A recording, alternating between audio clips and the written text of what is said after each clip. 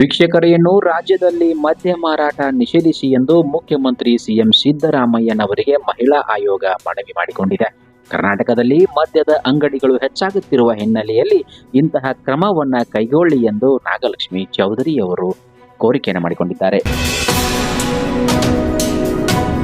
ಹೌದು ವೀಕ್ಷಕರೇ, ಅಕ್ರಮ ಮದ್ಯ ಮಾರಾಟ ಮತ್ತು ಹೆಚ್ಚುತ್ತಿರುವ ಮದ್ಯದ ಅಂಗಡಿಗಳ ಬಗ್ಗೆ ಹಲವು ಜಿಲ್ಲೆಗಳಿಂದ ದೂರು ಸಲ್ಲಿಕೆಯಾಗಿರುವುದರಿಂದ ರಾಜ್ಯದಲ್ಲಿ ಮದ್ಯ ಮಾರಾಟ ನಿಷೇಧಿಸಬೇಕು ಎಂದು ರಾಜ್ಯ ಮಹಿಳಾ ಆಯೋಗವು ಮುಖ್ಯಮಂತ್ರಿ ಸಿದ್ದರಾಮಯ್ಯ ಅವರಿಗೆ ಮನವಿ ಮಾಡಿದೆ.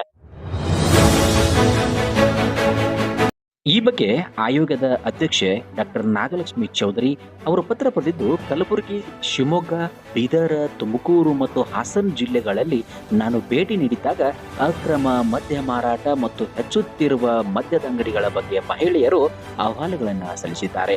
ಆದ್ದರಿಂದ ಈ ಬಗ್ಗೆ ಕ್ರಮ ಕೈಗೊಳ್ಳಬೇಕು ಎಂದು ಅವರು ಒತ್ತಾಯಿಸಿದ್ದಾರೆ.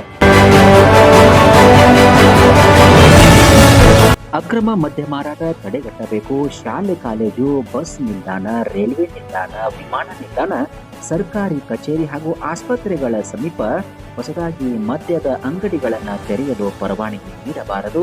ಮದ್ಯ ಮಾರಾಟದಿಂದ ಮಹಿಳೆಯರು ಮತ್ತು ಮಕ್ಕಳ ಮೇಲೆ ಉಂಟಾಗುವ ದುಷ್ಪರಿಣಾಮಗಳನ್ನು ಗಮನದಲ್ಲಿಟ್ಟುಕೊಂಡು ರಾಜ್ಯದಲ್ಲಿ ಮದ್ಯ ಮಾರಾಟವನ್ನು ಸಂಪೂರ್ಣವಾಗಿ ನಿಷೇಧಿಸಲು ಚಿಂತನೆ ನಡೆಸಬೇಕು ಎಂದು ಕೋರಿದ್ದಾರೆ.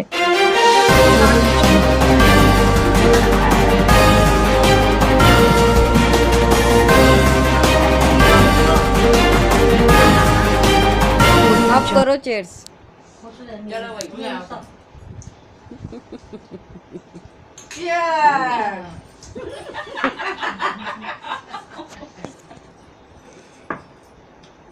तो पहले जान